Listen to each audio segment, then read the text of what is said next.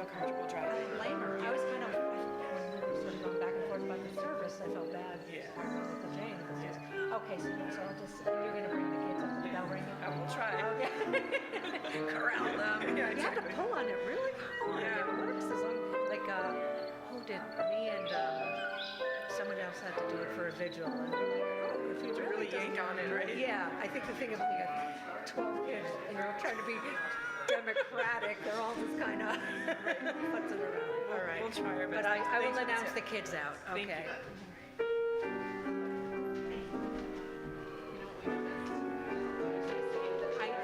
Emily just brought, and I actually noticed it too, so I'm just gonna. Got it. Watch it, watch. Hopefully this, but the good news is for me and Lily, and hopefully everyone else. Should we move it a little Just will go in front of it. there now? It's at least not stretched. Okay. Okay. You'll get a really good solution, so we're all good. Terrific. The technology and the cameras are the things that always get me the most. Luckily I didn't think it usually make sure I'm wearing a blouse that doesn't flow. You have to worry about catching this in the I didn't think about it today, I was just thinking about something comfortable to wear, so luckily it's fine. I just, something warm, but it's actually hot. It was freezing when I first came in, so I turned the temperature to what's very safe to be like 62. I said, I guess.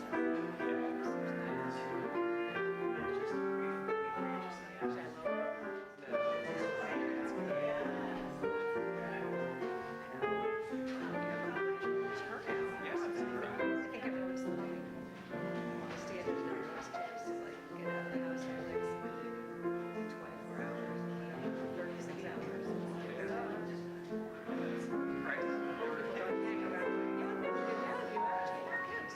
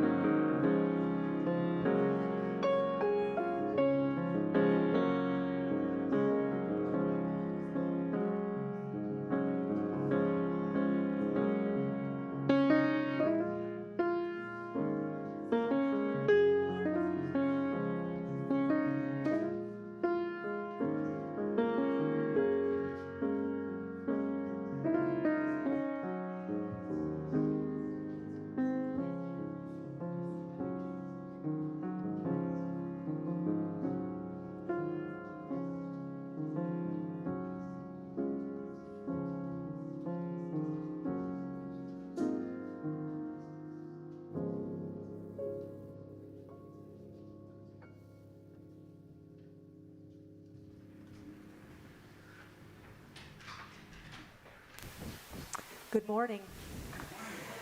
I'm Tina Mayer. I'm your worship associate today.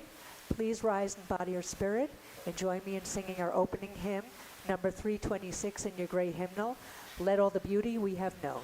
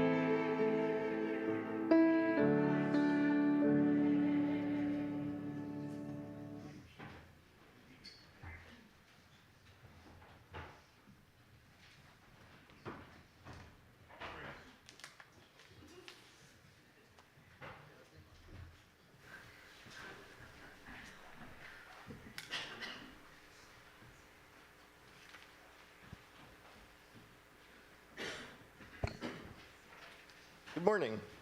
My name is Christopher Fenton, and I am the treasurer of the Board of Trustees. Welcome to the Unitarian Universalist Congregation of the Hudson Valley. Whether you have been with this congregation a decade or more, or this is your first time visiting, we welcome you. Whatever the faith and traditions of your past, we welcome you. Whoever you are and whomever you love, we welcome you. Whatever your heritage, we welcome you. We respectfully acknowledge the territory in which our church building sits as the ancestral homelands of the Munsee, Lenape, and Wappinger peoples. We have one announcement today. Save the date for Sunday, March 1st, a week from today, to stay after the service for a special workshop led by The Loft from 11:30 a.m. to 12:30 p.m. This workshop will focus on ways to be a better ally for the LGBTQIA+ community and supports the congregation's unanimous vote to renew our welcoming congregation status. For the most up-to-date information on these topics and others, please refer to our weekly e-newsletter and check our website frequently. And please join us for conversation after the service. If you are present in the sanctuary, please join us for coffee and conversation in Fellowship Hall. If you're watching the live stream, the link for our Zoom coffee hour can be found in the Saturday reminder in your email. If you are just recently joining us and would like to receive our weekly e-news, please email us at uucroton@gmail.com with your name, fill out a yellow welcome card in the pew, and we will make sure you are added to our e-news list. Also, please remember to silence your cell phones at this time. Once again, we welcome you to the Unitarian Universalist Congregation of Hudson Valley.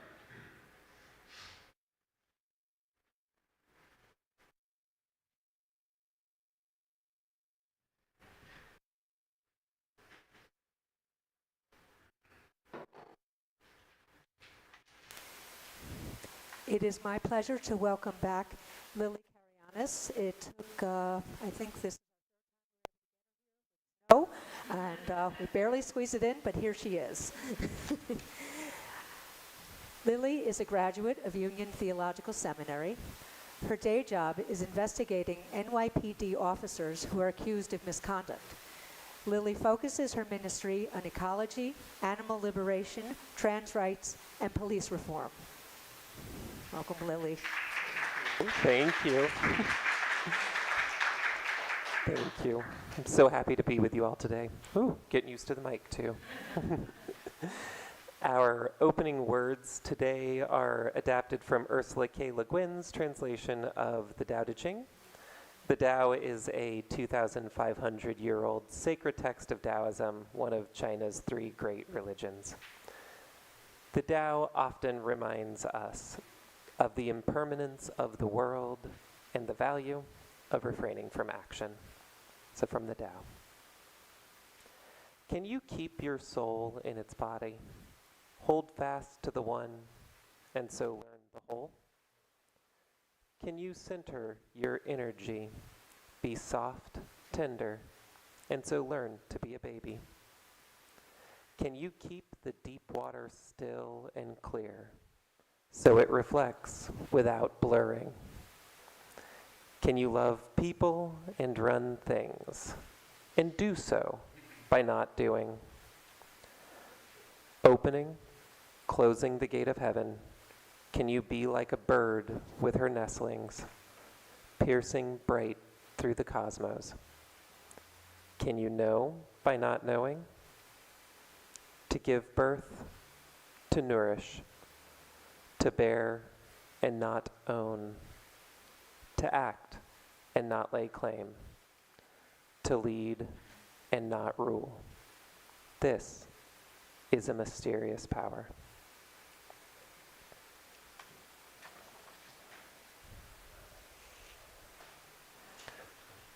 What's next?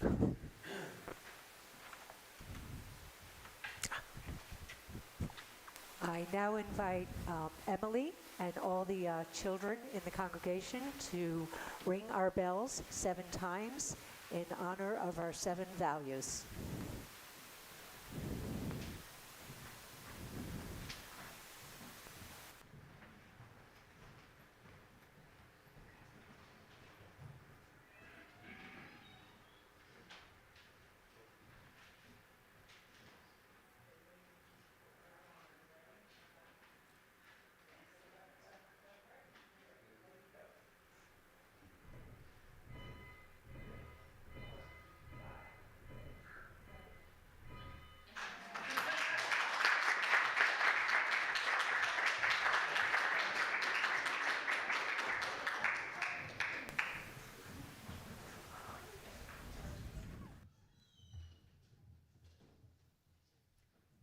Our chalice lighting words today are written by Lily and will be shared by her.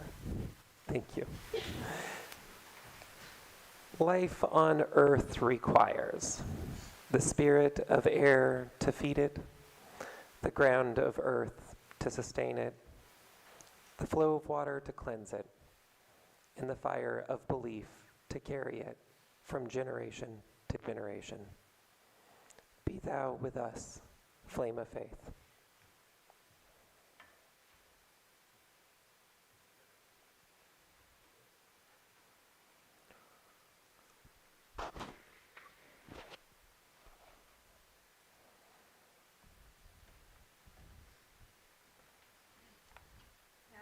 Join me in saying our unison affirmation.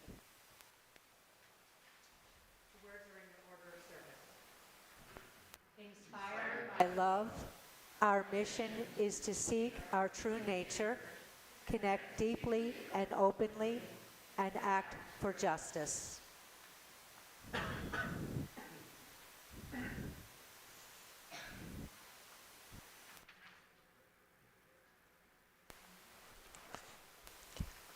So today we're going to be talking a bit about what is extinction.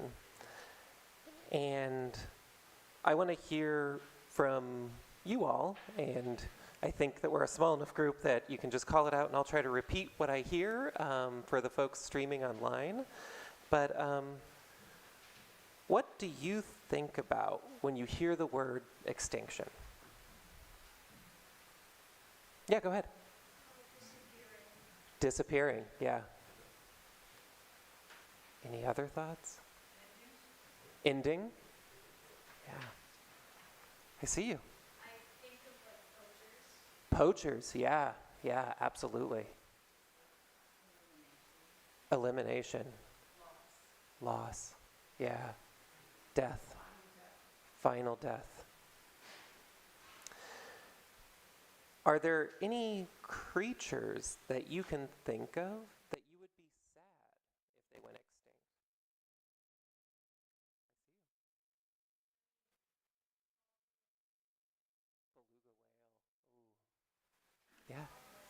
What, frogs? Dogs, yes. Go ahead. Red foxes, yes, yes. I believe we have those in Westchester, right? Yeah. Birds, just all. Yes, the music.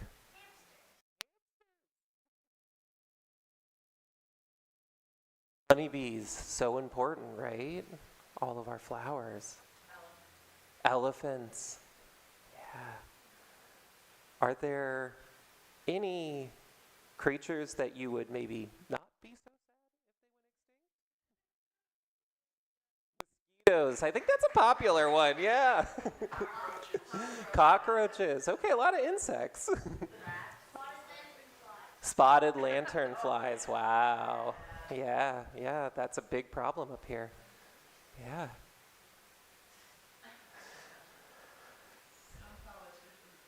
Ooh. Some politicians.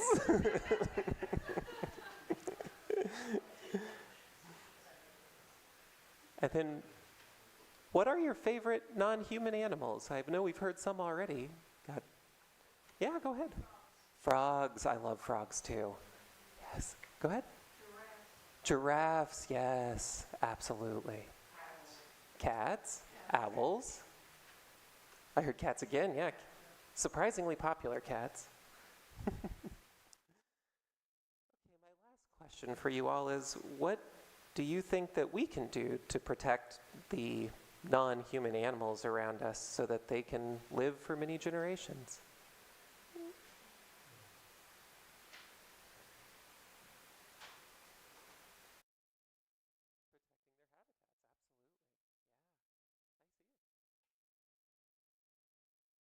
Stop overfishing, that's a huge problem. Trillions of fish every year, trillions, which is a mind-boggling number. Yeah. Avoid environmental contaminants, absolutely. I see that in this space this week there's been Radium Girls playing, which is about a radioactive substance that causes all sorts of cancers and things, not only in humans, but in creatures in the world. Absolutely. Climate change, huge. Yes, reverse climate change. Slow it, do anything we can. Yeah. Yeah. So, with that, I don't know where the children go next, but I think that we'll move into the next part of our service and keep these thoughts in mind. I thank you all so much for your wonderful answers, and I hope that you're thinking of the animals today. Yep. Children will now leave for their religious exploration with Emily and Lindy, and we'll sing them out with Go Now in Peace.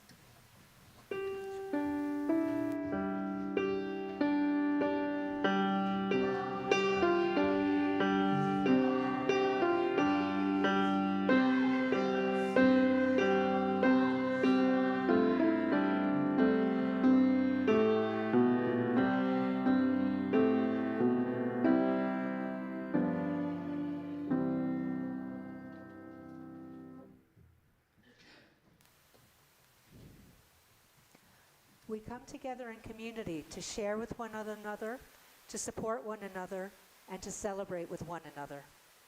We bear sacred witness to each other in this honored ritual. As we begin, we know there are both great sorrows and great joys in our world that must be acknowledged as well.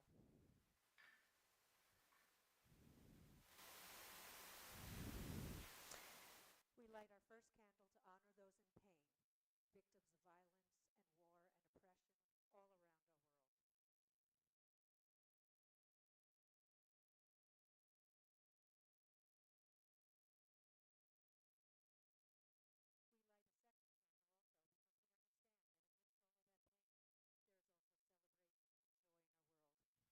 We honor that joy and sorrow are woven together.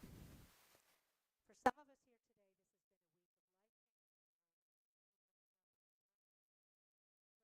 a week of light pain and sorrow.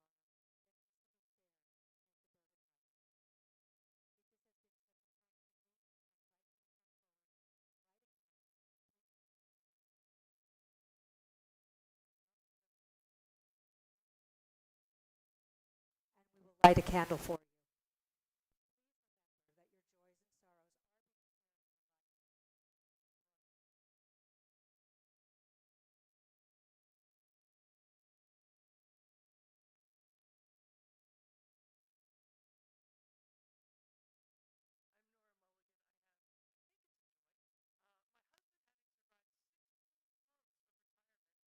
Gotten himself another job.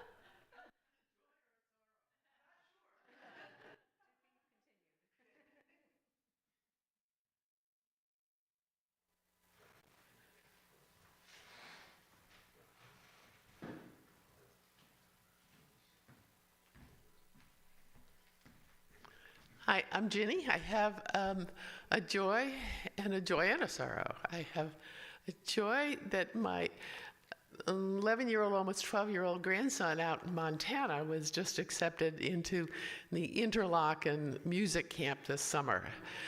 He plays the guitar, classical guitar, very seriously. Anyway, so that's a real joy, as well as getting a big scholarship to help pay for it. So my other joy is that Jim and I are headed out to Ecuador tomorrow, but the sorrow is that we might not even get off the ground. Anyway, so yeah, we might have to wait a day or two. So see you all in about 3 weeks.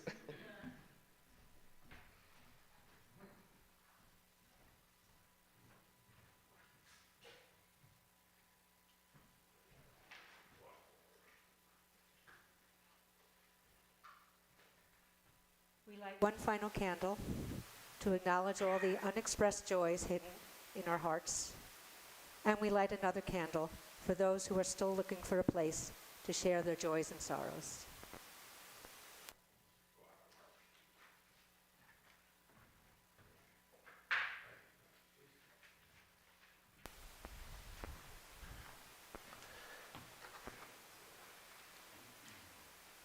I welcome you all into a time of meditation, a time to sit in the quiet with each other, recognizing how hard this quiet is to find. I invite you to take time to breathe deeply,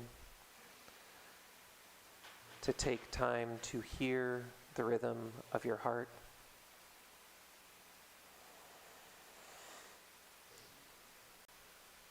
In this quiet, we open ourselves to new truths.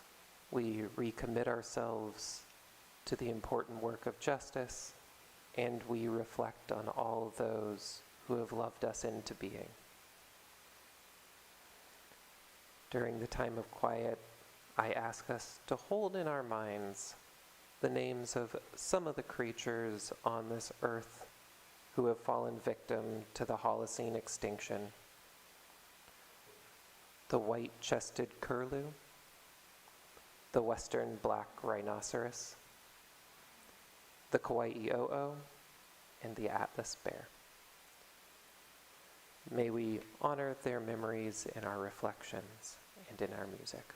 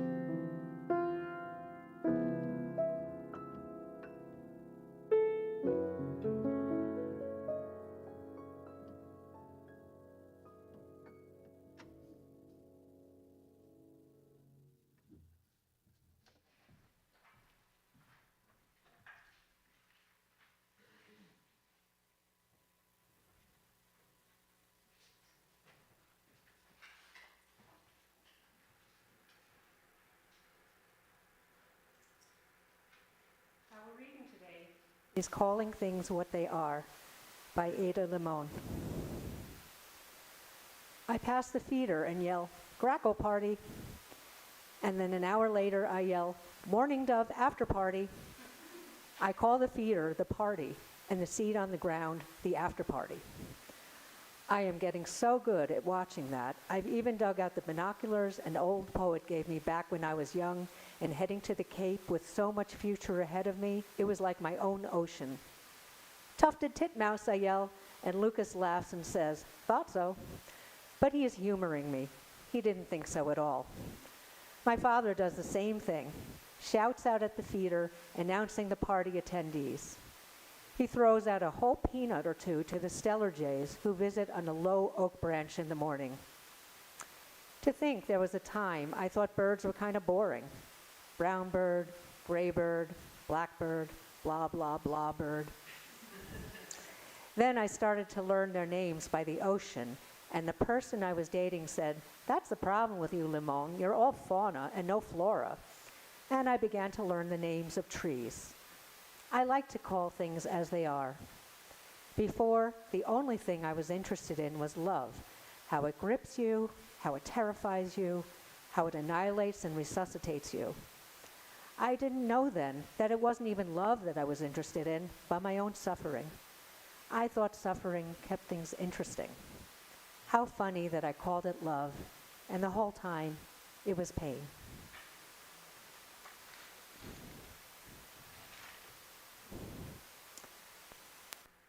Now please rise in body or spirit and join me in singing hymn number 403 in your gray hymnal, Spirit of Life, Spirit of Truth, of Life, of Power.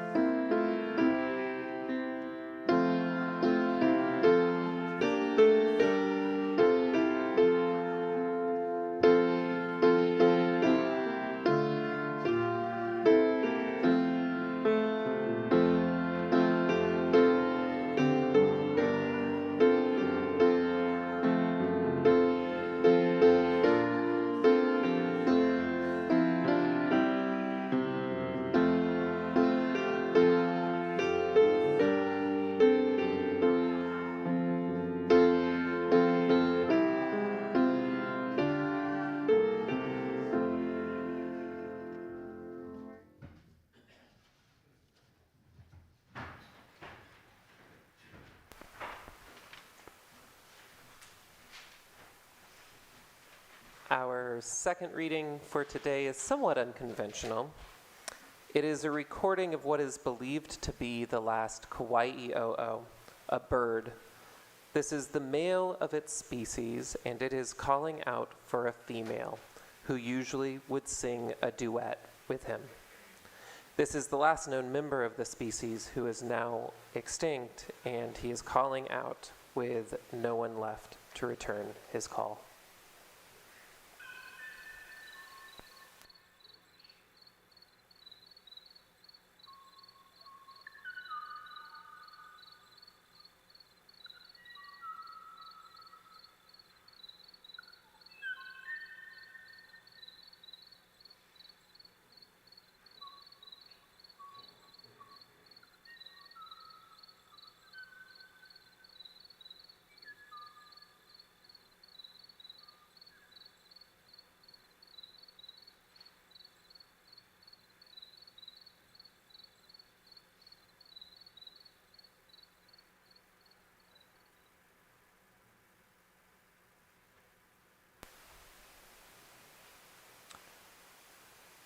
The recording is haunting.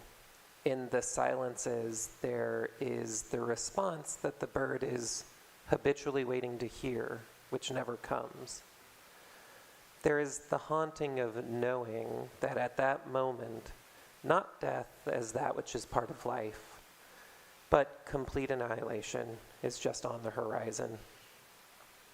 And I don't think it's merely anthropomorphism to hear the existential sadness of the Kauai calling out in loneliness.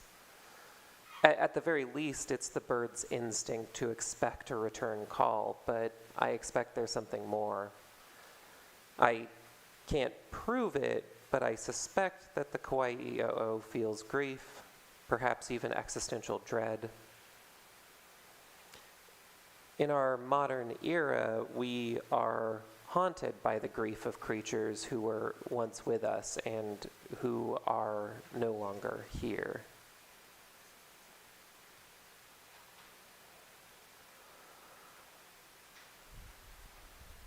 When I was a child, my parents used to give me zoo books. They're these little books with facts about animals, and they had these glossy photos. Many folks from my generation will likely remember these small pamphlet-sized books with these interesting facts, maps, and tables. And I loved these books. I would spend hours organizing them, collecting them by family or by genus. I would play games where I was a Siberian tiger or a lemur. And on all of them, there would be this little indicator on the bottom right corner that would say things like endangered or critically endangered.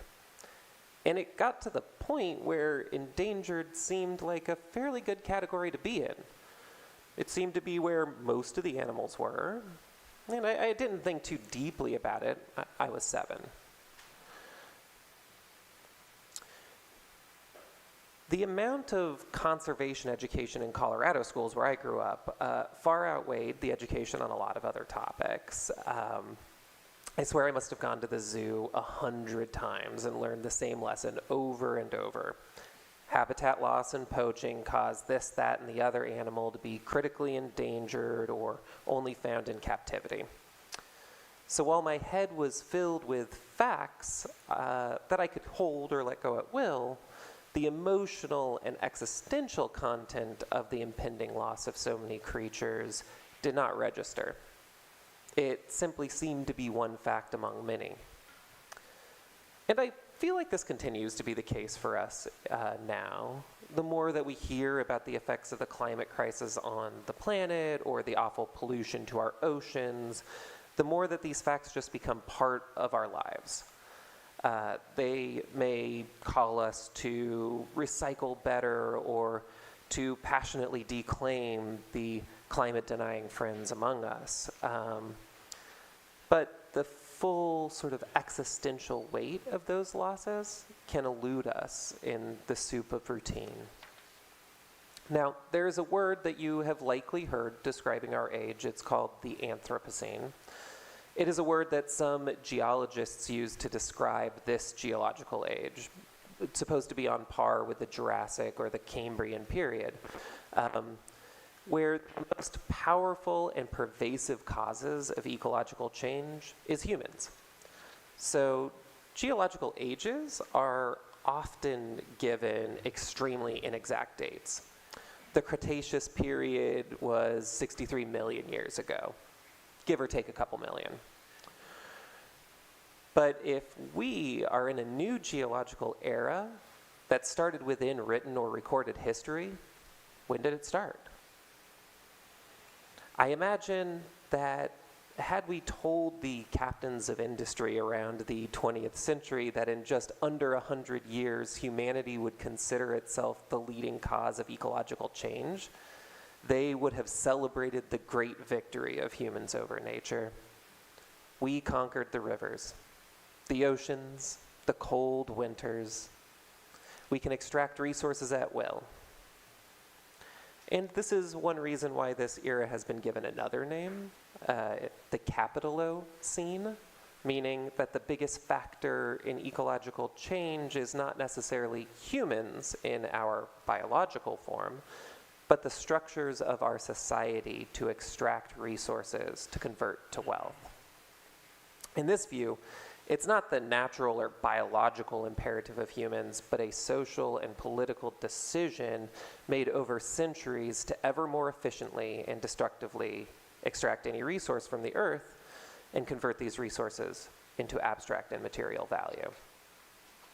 So, can we pinpoint the start of the Anthropocene. And this may seem like an idle or philosophical question, but the answer that we provide to this question colors how we conceive of the meaning of our domination of the Earth. So, for instance, if we say that the Anthropocene started the moment that we began to settle into agricultural lives, let's say some 10,000 years ago.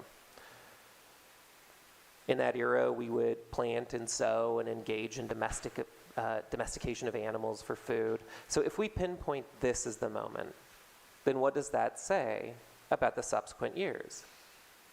10,000 years begins to seem a lot more like a biological imperative than it does a modern choice.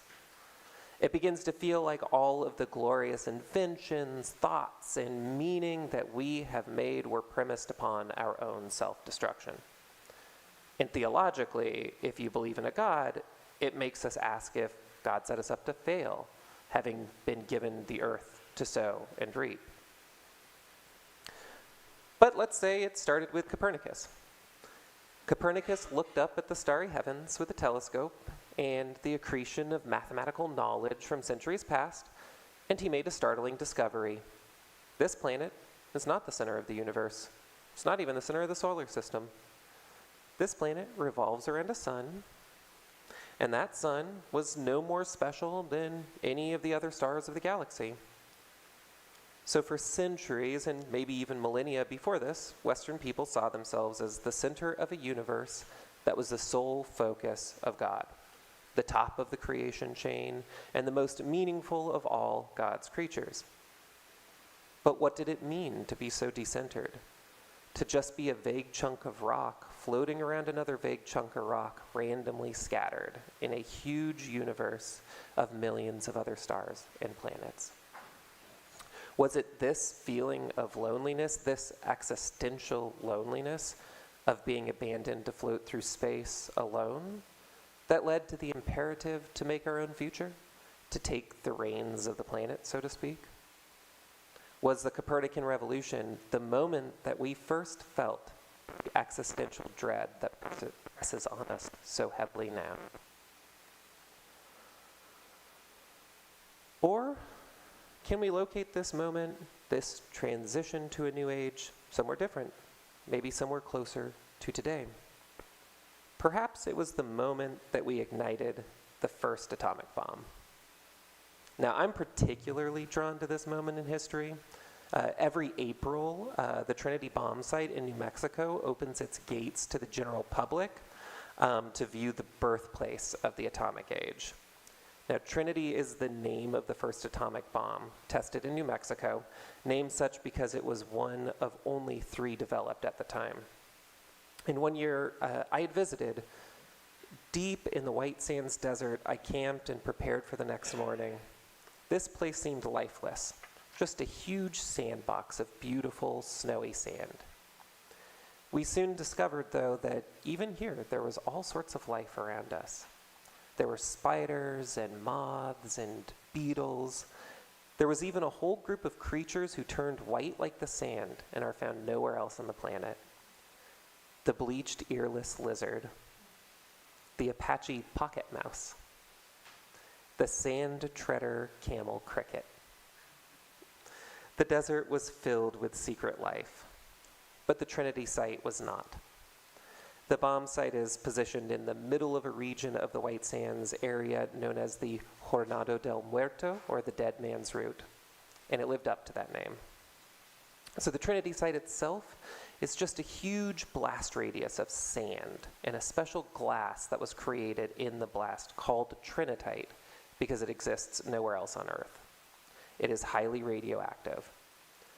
In the middle of it sits an obelisk marking the day and site of the first detonation of an atomic bomb. And I want to tell you a story about that first detonation. The scientists who created the bombs had not had the chance to test them yet, and they had no idea what they would do. There was a betting pool where they were betting about the likely effects of the test they were undertaking. And the bets ranged from a complete dud to the ignition of all the nitrogen in the atmosphere, thus ending all life on the planet as we knew it. The night before the blast, they were so afraid that there were Nazi conspirators who were going to sabotage the bomb so that it would fail, that they assigned a young scientist to babysit it for the night. The bomb was suspended on a tower 100 feet above the ground, and the scientist sat in a box right next to it. That night, there was a lightning storm, and for some reason, that makes me all the more frightened of this. We can only guess at what the scientist did that night as he babysat the bomb. Maybe he sat in fear. Maybe he read a book. Maybe he daydreamed about the end of the war. But I want to ask, was it that night, at that moment, guarding that device for the first time, that humanity had an awareness that they could unleash a power strong enough to end all life on Earth? And perhaps even more surprisingly, they discovered their will to test it out. Was it embodied in that singular will to sit next to what might be the end of everything we have ever known or loved? I often think of that day of the Trinity explosion as a day when humanity discovered some of the deepest wells of its existential loneliness, that we were alone on this planet and our decisions could end everything, and our will might allow it. And so is it any surprise that a being with a will to risk self-annihilation might also shrug at ecological devastation that renders extinct, not just dead, but extinct, entire species of so-called lesser creatures? Was this the moment when humans became conscious of what it meant to be made in the likeness of the divine? Or was this the moment when humans killed the divine? 20 years later, humans also did the unthinkable. They left the planet and walked on the surface of the moon. And for the first time, they stood on solid ground and took in the sight of the entire planet in one blink. For the first time, they credibly imagined a path to abandoning the planet.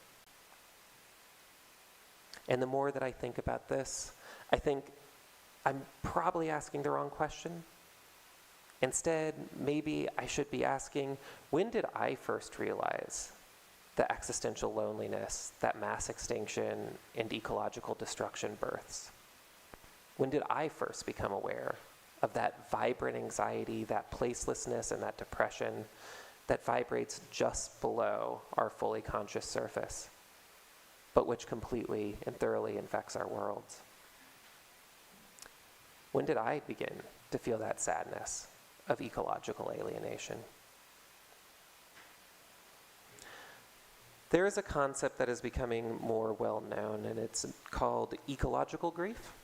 And I believe that we all have ecological grief. We're not necessarily aware of it, and I think it emerges in strange ways in all of us. Perhaps it emerges when we daydream about heading out into the wild without looking back. Or maybe when we spend a day in the botanical gardens and we see a bee shove its face into a cherry blossom over and over. We just feel out of place. Or when a child tells us that it's funny that the word that describes the animal chicken is the same that describes the food. And sometimes we find it in meditation, or those days where we just want more than anything to be out in the forest. I think for me, that the moment was hearing that kawaii calling out to nothingness. This grief of another creature not only losing its chance at love, but being the last of its kind, and being so terribly alone, until it was not. And now all we have is its grief. And I think recognizing ecological grief feeling the enormity of it, it changes your life.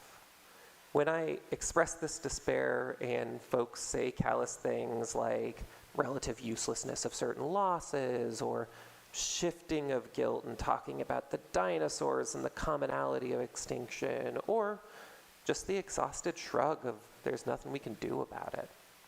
And when I hear all of that, I know it's just that the grief has not yet sunk in, that it's just too much to handle at the moment. But it doesn't mean it's not there. I think recognizing this emotional grief is vital. When we recognize grief in others, we don't jump immediately to solutions or defensiveness. We don't say, it's not my fault that your loved one died. We express our sympathy and our solidarity in that common human experience of love and loss.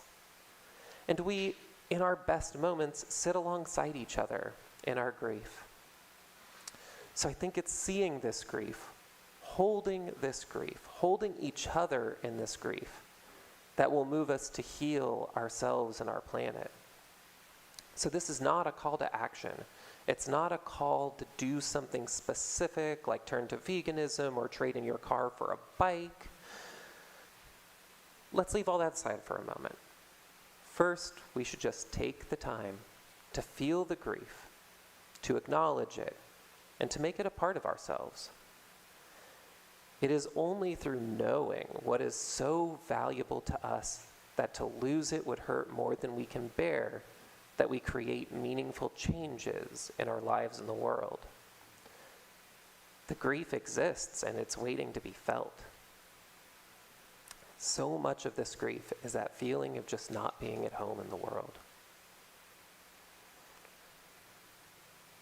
The great German philosopher Immanuel Kant, considered by many to be the founder of modernity, his tombstone reads, "Two things fill the mind with ever new increasing admiration and awe, the more often and steadily we reflect upon them. The starry heavens above us and the moral law within us." And I think this is a half-truth, for he was missing a third term. The synthesis of the divine heavens and the divinity within, and that is the earth upon which all of this divinity can meet. If we forget earth, we lose our connection to both the starry heavens above and the moral law within. We become existentially homeless. So may we have the courage to hold in solidarity our grief for the planet in peril. May we hold it with the sparrows and the turkeys and the lizards and the worms and the kauai-i'o. Each of their losses is a loss to our souls, a loss to our earthly family, and they make us more lonely on this planet. So let us hold our animal kin in solidarity. May it be so, and amen. I invite you now to rise in body or spirit to sing our next hymn, Be Now With Us, number 1039 in the green hymnal.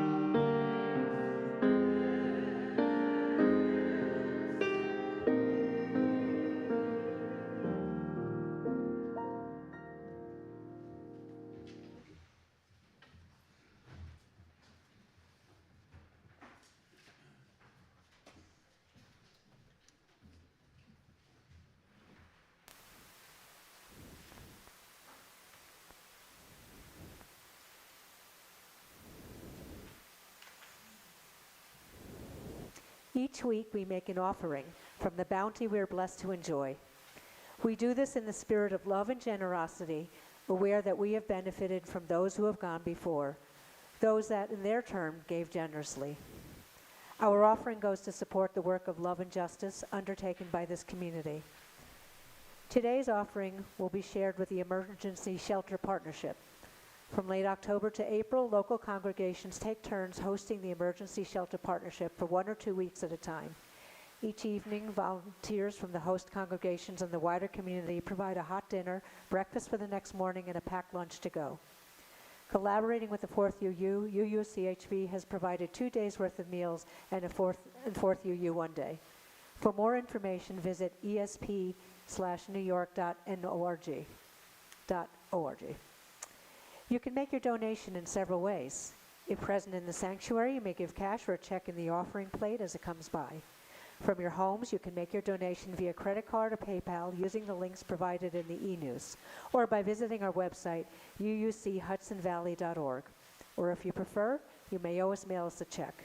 The offering will now be given and gratefully received.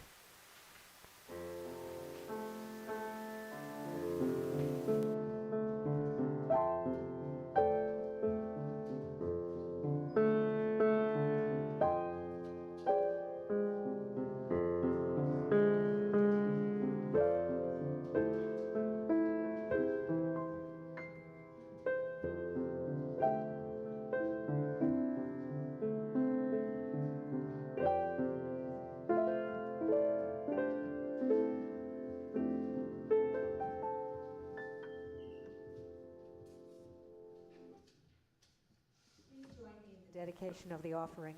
The words are in your order of service. May these gifts and the work of our hands and hearts give power to all we stand for as a community of faith. Now please join me in extinguishing the chalice. The words are in your order of service. We extinguish this flame, but not the light of truth, the warmth of community, or the fire of commitment. These we carry in our hearts until we are together again.